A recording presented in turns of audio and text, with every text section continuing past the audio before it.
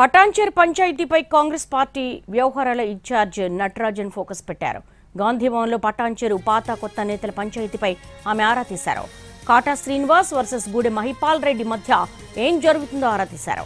ఇద్దరి వ్యవహారంపై గతంలో పీసీసీ కమిటీ వేసింది. ఇప్పటికీ ఆ నివేదిక రాలేదు. ఇద్దరి వ్యవహారంపై కమిటీ వేసింది పీసీసీ.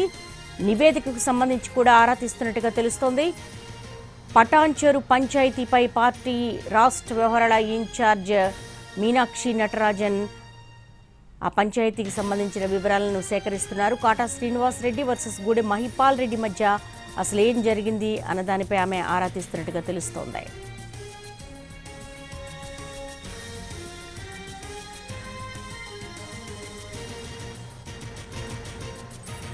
పటాన్చెరు పంచాయతీపై కాంగ్రెస్ పార్టీ రాష్ట్ర వ్యవహారాల ఇన్ఛార్జి నటరాజన్ ఫోకస్ పెట్టారు.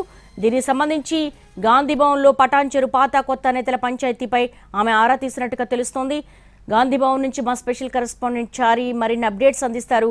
చారి, ఈ ఇద్దరి పంచాయతీకి సంబంధించి నటరాజన్ ముందు ఎటువంటి విషయాలు ప్రస్తావనకు వచ్చాయి? ఇంకా ఎందుకు కమిటీ నివేదిక రాలేదు?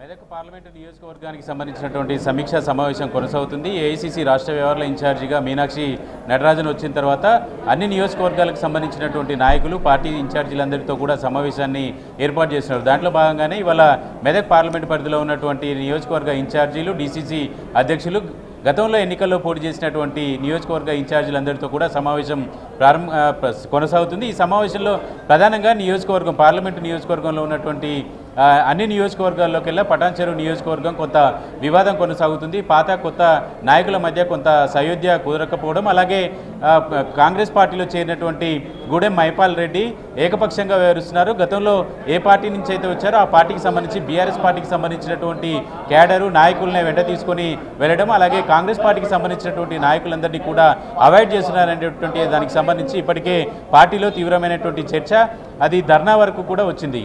ఆ నేపథ్యంలోనే పీసీసీ ఒక కమిటీ వేసింది ఇద్దరు సభ్యులతో. ఆ ఇద్దరు సభ్యులతో వేసినటువంటి కమిటీ ఇప్పటి వరకు కూడా నివేదిక ఇచ్చినటువంటి పరిస్థితి అయితే లేదు. ఆ పంచాయతీ ఇద్దరి నాయకుల మధ్య పంచాయతీ కొనసాగుతున్నటువంటి నేపథ్యంలో ప్రస్తుతం జరుగుతున్నటువంటి ఈ సమావేశంలో కాటా శ్రీనివాస్ ఈ అంశాన్ని ప్రస్తావించినట్టు తెలుస్తుంది.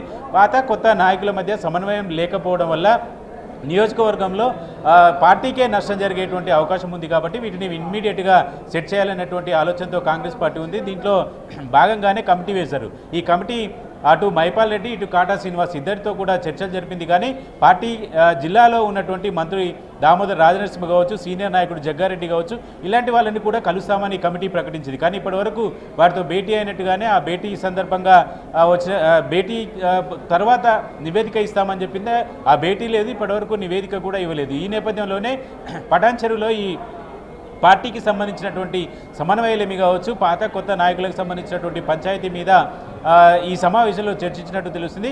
మొత్తానికి ఆ పటాన్చెరులో జరుగుతున్నటువంటి వ్యవహారాలన్నింటినీ కూడా సెట్ చేయాలనేటువంటి ఆలోచనతో పార్టీ ఉంది. ప్రస్తుతం ఈ సమావేశం కొనసాగుతుంది. కాబట్టి ఈ సమావేశంలో ప్రధానంగా ఎక్కడెక్కడ నాయకుల మధ్య గ్యాప్ ఉంది, కమ్యూనికేషన్ గ్యాప్ ఉంది అనే అంశాలన్నిటి మీద కూడా ఇన్ఛార్జ్ ఫోకస్ చేస్తున్నారు. కాబట్టి పటాన్చెరుకు సంబంధించినటువంటి ఎపిసోడ్ని కూడా వీలైనంత త్వరగా క్లోజ్ చేయాలనేటువంటి ఆలోచనతో పార్టీ నాయకత్వం ఉన్నట్టు తెలుస్తుంది.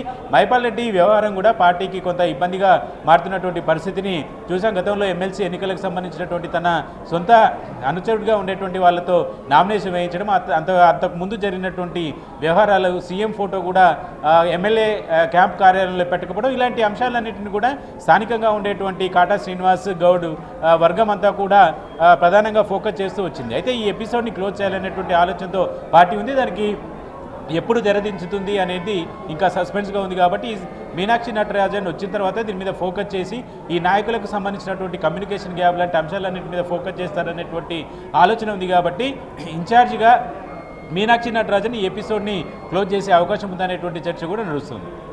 చారి, ఎలా చూడొచ్చు? ఎమ్మెల్సీ ఎన్నికలను బేస్ చేసుకుంటే మహిపాల్ రెడ్డికి ఏమైనా వివరణ కోరే అవకాశం ఉంటుందా, లేకపోతే నోటీసులు ఇచ్చే అవకాశం ఉంటుందా?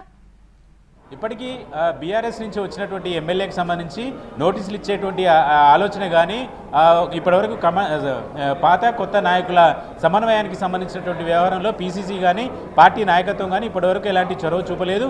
గతంలో ఉన్నటువంటి అధికారులు, గతంలో బీఆర్ఎస్ అధికారంలో ఉన్నటువంటి అధికారులనే పోస్టింగ్ వేయించుకోవడం, ఇలాంటివన్నీ కూడా జరుగుతున్నాయని చెప్పి కాటా శ్రీనివాస్ పదే పదే చెప్తూ వస్తున్నారు. కానీ దాని మీద ఇప్పటివరకు పార్టీ నాయకత్వం ఇప్పటివరకు స్పందించలేదు. వాటన్నిటి మీద కూడా ఈ సమావేశం తర్వాత నివేదిక ఏదైతే కమిటీ చేశారో ఆ కమిటీ నివేదిక మీద కూడా పార్టీ నాయకత్వం దృష్టి సారించేటువంటి అవకాశం ఉంది. మీనాక్షి నటరాజన్ మీద పార్టీ నాయకత్వము పార్టీ క్యాడర్ కూడా కొంత ఆశతో ఉంది కాబట్టి మీనాక్షి నటరాజనే ఫోకస్ చేస్తారనేటువంటి ఆశాభావంతో ఉన్నారు Kata Srinivas. All right Chari, thank you.